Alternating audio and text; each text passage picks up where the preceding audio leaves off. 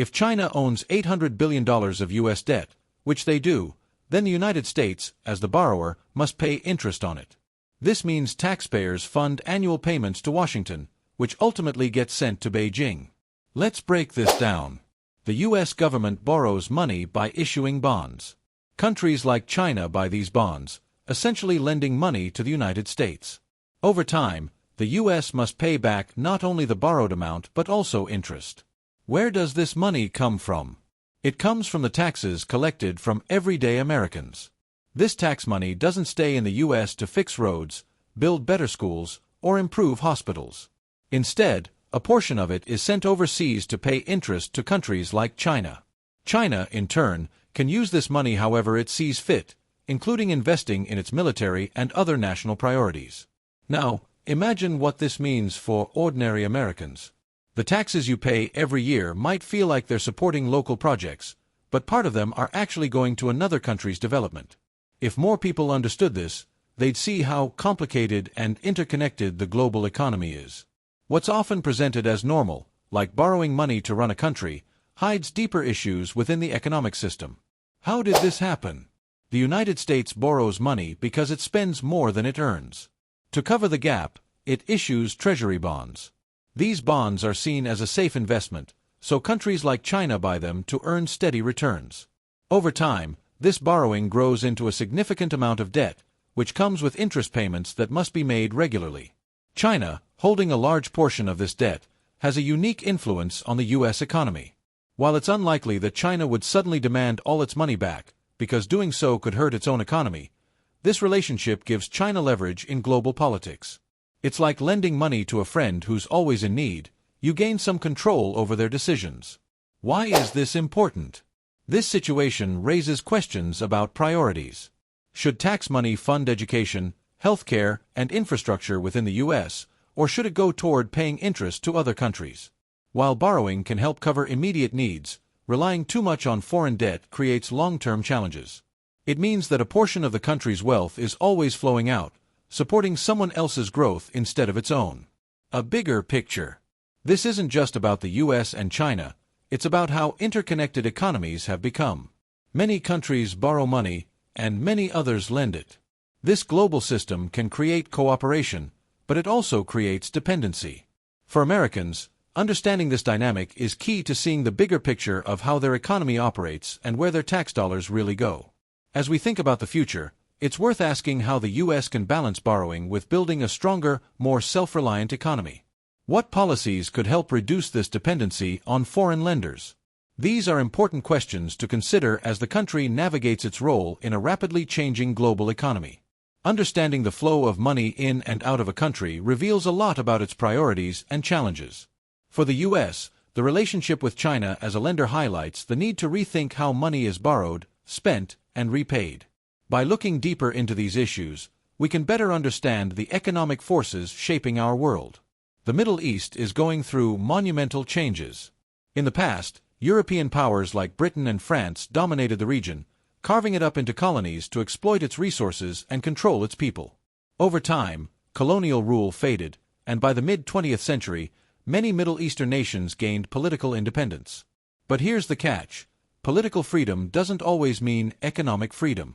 In the modern world, many Middle Eastern countries are still tied to global systems they can't control. Oil, their most valuable resource, is traded on global markets dominated by major powers. This means that even though these nations are politically sovereign, their economies are often at the mercy of decisions made in boardrooms far away. Why political independence isn't enough. Having a flag and a national anthem is important, but it doesn't automatically lead to true independence. When big corporations and foreign governments control a country's economy, political democracy can become a facade. Leaders might get elected, but their hands are tied by economic pressures. They have to please powerful corporations or foreign investors instead of serving their own people. This challenge is at the heart of the Middle East struggle. For decades, nations in the region have worked to break free from foreign influence. They've built governments, institutions, and industries. But without control over their own economic destiny, they're still not truly independent. The path to economic self-reliance. So, what can Middle Eastern nations do? The first step is to diversify their economies. Relying too heavily on oil leaves them vulnerable to price changes and external pressures. Developing other industries, like technology, agriculture, and tourism, can create more stability. Another important step is regional cooperation. When countries in the Middle East work together, they can pool their resources and strengthen their bargaining power on the global stage. Recent efforts to ease tensions between rivals like Saudi Arabia and Iran are promising signs of this unity. Finally, empowering local populations is key. Investing in education, entrepreneurship, and infrastructure can help citizens take control of their own economic future. When people have the tools to succeed, they can build stronger communities and reduce dependence on foreign powers. Economic inequality and political disillusionment. The illusion of democracy often hides the reality of significant economic inequality. In the United States, for example, the structure of corporate power is highly centralized. Decisions about what to produce, how to produce it, and how to use profits are typically made by a small group of people corporate boards, which usually consist of around 15 members. Meanwhile, the majority of workers have no say in these decisions, even though their labor drives the company's success. This concentration of economic power fundamentally undermines the democratic ideals of shared governance and equality. This pattern isn't unique to the U.S., it exists on a global scale. Many Middle Eastern nations face similar dynamics, albeit shaped by their specific circumstances. Oil wealth, for instance, is both a blessing and a curse. It generates immense revenue, but it also creates dependency on volatile global markets. Countries like Saudi Arabia may seem powerful because of their oil, but they remain tethered to economic systems controlled by larger global players. The reliance on oil leaves these nations vulnerable to external pressures.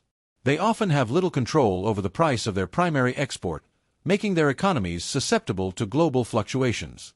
This dependency highlights the need for diversification and regional cooperation to build more resilient economies. One recent example of progress is China's mediation between Saudi Arabia and Iran. This historic effort has the potential to bridge long-standing divides, particularly between Sunni and Shia factions, and create new opportunities for economic collaboration.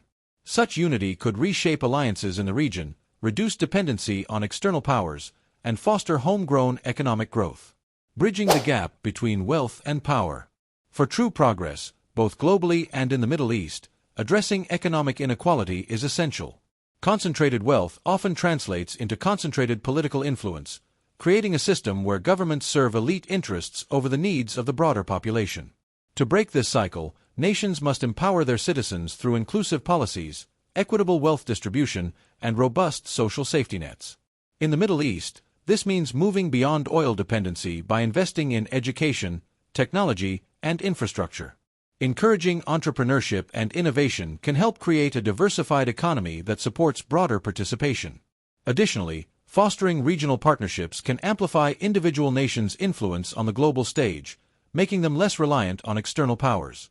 The journey toward economic independence is neither quick nor easy, but it's a crucial step in achieving true sovereignty and democracy.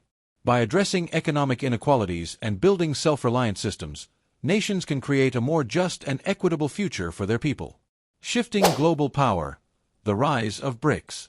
The BRICS alliance, Brazil, Russia, India, China, South Africa, is becoming a counterbalance to traditional Western economic dominance. Iran's membership in BRICS, coupled with its strategic relationships with Russia and China, underscores a shift in power dynamics. For Israel, this poses challenges as it grapples with its historically unique relationship with the U.S. The rise of BRICS highlights a broader global realignment, with countries like Lebanon, Syria, and Iraq rethinking their economic and political futures. The lingering shadows of colonialism. Although the old colonial empires of Britain, France, and others have officially ended, their influence persists in new forms.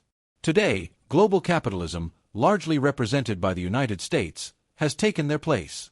Instead of direct rule, economic dependence has become the primary mechanism of control. This economic dependency perpetuates inequality, keeping many nations in a subordinate position on the global stage. One clear example of this dynamic is the United States' unwavering support for Israel. This alignment alienates much of the Muslim world, from the Middle East to Africa and beyond. Many countries view the U.S.-Israel relationship as emblematic of Western dominance and disregard for broader regional concerns. This alienation fuels resentment and drives these nations to seek alternative alliances. In recent years, these shifting alliances have started to challenge the status quo. Countries in the Middle East and beyond are exploring partnerships with emerging powers like China and Russia, as well as regional coalitions like BRICS. These new relationships offer an opportunity to reduce reliance on Western powers and carve out a more autonomous role in the global order. The legacy of colonialism also manifests in structural inequalities within global trade and finance. Institutions like the International Monetary Fund, IMF, and the World Bank often impose stringent conditions on loans, limiting the sovereignty of recipient nations. These conditions can force countries to adopt policies that prioritize debt repayment over social and economic development. For many nations, breaking free from this cycle requires not only economic reforms but also a reimagining of international relations. Building regional alliances, investing in local industries, and fostering homegrown innovation are critical steps toward reducing dependence on global powers. By addressing these lingering shadows of colonialism, nations can begin to create a more equitable and self-determined future. Lessons from history: Russia, NATO, and the Ukraine conflict. Russia's history of invasions, from Napoleon to Hitler, shapes its modern fears of Western encroachment. Following the Cold War, NATO's eastward expansion broke promises made to Russia, exacerbating tensions. Ukraine's alignment with the West was seen as the final straw, prompting Russia's aggressive response. The situation underscores the dangers of ignoring historical grievances and underestimating rival powers. Western miscalculations about Russia's resilience and the growing influence of BRICS highlight a shifting global landscape. The dream of carving Russia into smaller, more manageable states has faltered. Instead, Russia's alliances with China and Iran have grown stronger, creating new challenges for U.S. foreign policy. Propaganda and perception in times of war. In any conflict, truth is often the first casualty. Leaders on both sides use propaganda to justify actions and rally support. However, the disparity between powers, such as Russia and Ukraine, makes outcomes predictable. Western support for Ukraine reflects broader geopolitical strategies, but these efforts have limits. Misjudging the strength of emerging alliances, like BRICS, risks further isolating the U.S. on the global stage. The global economic and political order is shifting. Emerging powers are challenging the dominance of traditional Western alliances. The Middle East, once a pawn in colonial and Cold War games, is now finding its voice. Whether through regional unity or new partnerships, the region's future depends on achieving true economic independence. As global alliances evolve, the U.S. must navigate a complex landscape. Overcoming outdated assumptions and engaging with rising powers like BRICS will be crucial. The alternative is a world where the U.S. finds itself increasingly isolated, a bystander to its own decline.